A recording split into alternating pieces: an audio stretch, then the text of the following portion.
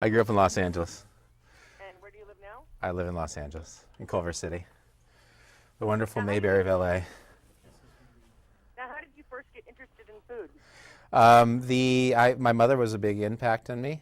She started to show symptoms of MS when I was a teenager, and that really was sort of my gateway into the kitchen. And she stayed an inspiration for me. And we cooked together, throughout my teenage years. So she really was the beginnings of it all. What were some things you made together? You name it, we did it. But she has some great classic recipes. I think one of the things she did simple, great recipes. I literally to this day cannot replicate her roast chicken. As a chef of 30 years, I still have trouble doing that. Now, what would you consider your culinary point of view? I'm very crafty, so I'm always trying to bring the craft of cooking into it. I'm also trying to sort of close that back door between the farmland and the back door of my kitchen. So the culture is very important inside my restaurant. Now, what is the slow food movement? The slow food movement is really sort of the idea of taking the time to cook properly, to nurture the food. To also engage those artisanal people that are also interested in that kind of cooking and that kind of lifestyle. Now, your pig roasts sound amazing. The pig roasts are great. That I didn't get from my mother, but she definitely taught me some backyard grilling down during the summer times. Now, I got to ask, what are a couple of your dad's favorite dishes? He's a backyard griller. He stays with the basics, chicken, and he's on that actor diet, so not too much. Now, when you're not working, what do you like to do for fun? I do things like this, so I'm always like getting involved with charitable work. I stay close to my mom. She's been suffering with MS for 40 years, so I stay close to her. And I try to contribute to this campaign that I'm working on right now, Reimagine Myself. Now, tell me, why is MS so important to you? You said that your mom was afflicted from the time you were a teenager. Yes, and that can impact a household in a major way. Cooking and entertaining in our home was always a big deal, and those where my mother was starting to show symptoms, it was a communal effort. It was a friends and family effort to try to help her make those small but impactful changes in her life that kept her doing what she loved to do. Now, can you please tell people, or have the doctor tell us a little bit about MS? Sure. What is it? Sure.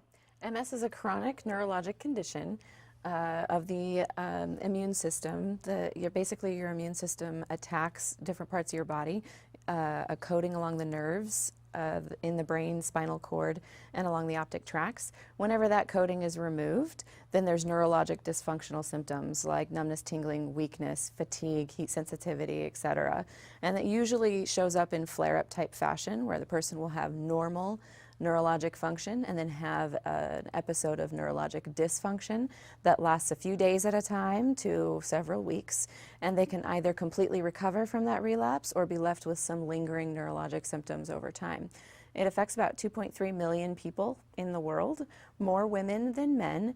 It has been found in many different ethnicities, but it is most common in Caucasians of Northern European descent. And we've made amazing strides in the last couple of decades with regard to treatment of multiple sclerosis, trying to slow down progression of disability and to reduce the number of relapses over time.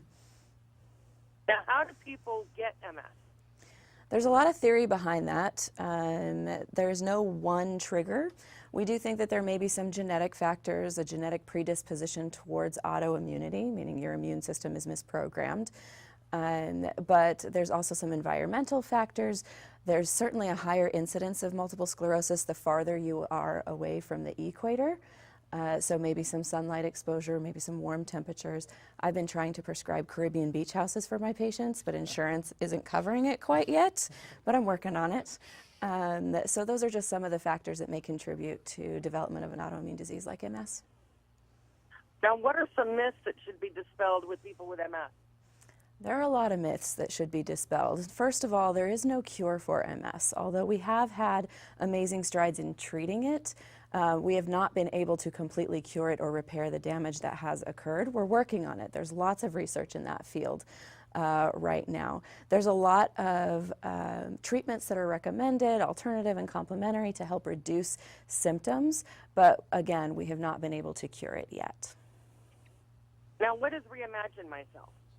Reimagine Myself is a campaign where people that are experts that are either affected by MS themselves or have friends or family that have been affected by it, and we're bringing our expertise, our stories, our tips to the reimaginemyself.com website, and we're constantly adding content to that. So it's something that needs to be, if you've got MS or if you know someone who's affected with it, it's a great website to sort of stay close to and revisit on a regular basis.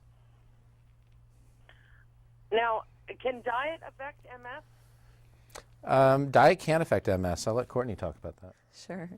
There is no one diet that we recommend across the board for every person living with MS, although certainly people can have food sensitivities. So if they've never done an elimination diet, I'll oftentimes recommend to patients do an elimination diet, cut out processed foods and other immune stimulatory or inflammatory foods. In general, we do recommend reducing sugar intake and reducing salt intake over time, and then just increasing fresh fruits and vegetables, fatty fish consumption, and reduce overall processed foods. And in general, people do pretty well with that. Basically just trying to encourage a healthy body. So between healthy diet and exercise are incredibly important. Now, where can people get more information about all this? So they go to the reimaginemyself.com website, and there's lots of information on there for people to check out. And Chef